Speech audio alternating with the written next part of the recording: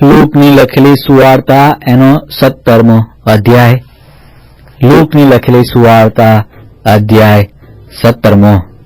તેણે પોતાના શિષ્યોને કહ્યું કે ઠોકર ખાવાના પ્રસંગ ન આવે એમ બની શકતું નથી, પણ જેનાથી તે આવે છે તેને અફસોસ. કોઈ આ નાનાઓમાંના એકને ઠોકર ખવડાવે એ કરતા તેની કોટે ઘંટીનું પડ્યું બાંધીને તેને સમુદ્રમાં નાખવામાં આવે તે તેને માટે સારું છે. સાવચેત રહો. જો તારો ભાઈ અપરાધ કરે તો તેને ઠપકો આપ, અને જો તે પસ્તાવો કરે તો તેને માફ કર.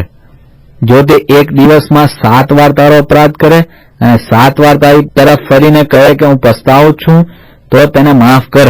પ્રેરિતોએ પ્રભુને કહ્યું કે અમારો વિશ્વાસ વધાર.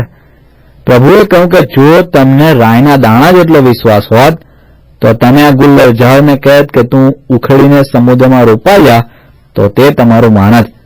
પણ તમારામાંનો એવો કોણ છે કે જેનો ચાકર ખેડતો અથવા ચારતો હોય તે ચાકર જ્યારે ખેતરમાંથી આવે ત્યારે તેને કહે કે આવીને તરત જમવા બેસ?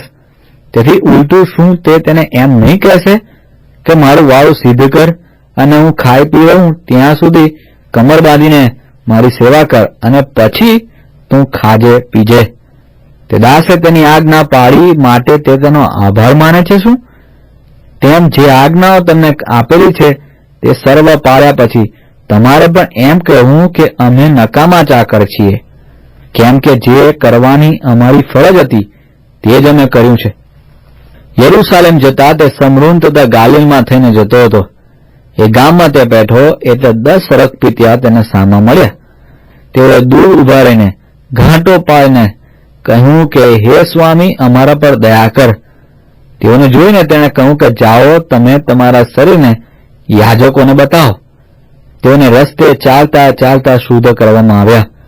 તેઓમાંનો એક પોતે સાજો થયો છે એ જોઈને મોટે ઘાંટે દેવની સ્તુતિ કરતો પાછો ફર્યો. તેણે સાષ્ટાંગ દંડવત પ્રણામ કરીને તેનો આભાર માન્યો. તે સમરૂની હતો. ઈસુએ તેને પૂછ્યું કે શું 10 જણને શુદ્ધ કરવામાં આવ્યા નહોતા? બીજા 9 ક્યાં છે? દેવનો મહિમા પ્રગટ કરવાને પાછો ફરે એવા પરદેશી વિના કોઈ મળો નહીં શું? તેણે તેને કહ્યું કે ઉઠીને ચાલો જા, તારા વિશ્વાસે તેને બચાવ્યો છે. ફરોશીઓએ તેને પૂછ્યું કે દેવનું રાજ્ય ક્યારે આવશે? ત્યારે તેણે તેઓને ઉત્તર આપ્યો કે દેવનું રાજ્ય દ્રશ્ય રીતે આવતું નથી, અને એમ નહીં કહેવામાં આવશે કે જુઓ આ રહ્યું કે પેલું રહ્યું, કેમ કે દેવનું રાજ્ય તમારામાં છે. તેણે શિષ્યોને કહ્યું કે એવા દિવસો આવશે કે જ્યારે માણસના દીકરાના દિવસોમાં એકને તમે જોવા ચાહશો પણ તમે જોશો નહીં. તેઓ તમને કહેશે કે જુઓ પેલો રહ્યો, જુઓ આ રહ્યો. તમે જતા નહીં અને તેમની પાછળ ચાલતા નહીં. કેમ કે ચમકતી વીજળી એક દિશાથી બીજા દિશા સુધી આકાશમાં પ્રકાશે છે, તે માણસના દીકરાનું પોતાના સમયમાં થશે. પણ તે પહેલા તેને ઘણું સહવું પડશે અને આ પેઢીથી તેને નાપસંદ થવું પડશે. જેમ નૂહના દિવસોમાં થયું તેમ જ માણસના દીકરાના દિવસોમાં પણ થશે.